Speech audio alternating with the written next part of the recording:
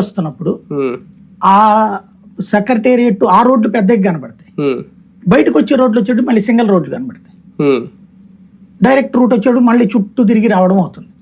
అలా కాకుండా తాడేపల్లి దగ్గర స్ట్రైట్ రోడ్డు కనెక్ట్ చేయాలి. అక్కడ ఒకటి స్ట్రైట్ రోడ్డు చిన్నదిగానే ఉంది, అదొకటి కనెక్ట్ చేయాలా. ఇంకోటి కృష్ణవేణి మొటేల్ ఉంది కదా, మొటేల్ దగ్గర ఇప్పుడు చంద్రబాబు గారి ఇంటికి వెళ్ళేదారి అక్కడ చిన్న రోడ్డే ఉంది, అది అక్కడ దాన్ని రెగ్యులర్ రోడ్డు కింద వాడతారా లేదా దాన్ని ఓన్లీ చంద్రబాబు గారి కోసం లేదా ఆ ఏరియాలో రూట్ల వరకు వదిలేస్తారా? ఇప్పుడు దాన్ని కూడా ఎక్స్పాండ్ చేస్తారంటే చుట్టూ పొలాలన్నీ అటు ఇటు పొలాలను ఎక్స్టెండ్ చేయాలి. అప్పట్లో వాళ్ళు ఇవ్వాల, అప్పుడు వైసీపీ వాళ్ళు అడ్డుపడ్డారు. ఆ ఏరియాలో వైసీపీ వాళ్ళకు ఉందట, అందుకని వాళ్ళు ఇవ్వలేదని అది ఎక్స్టెండ్ చేయలే.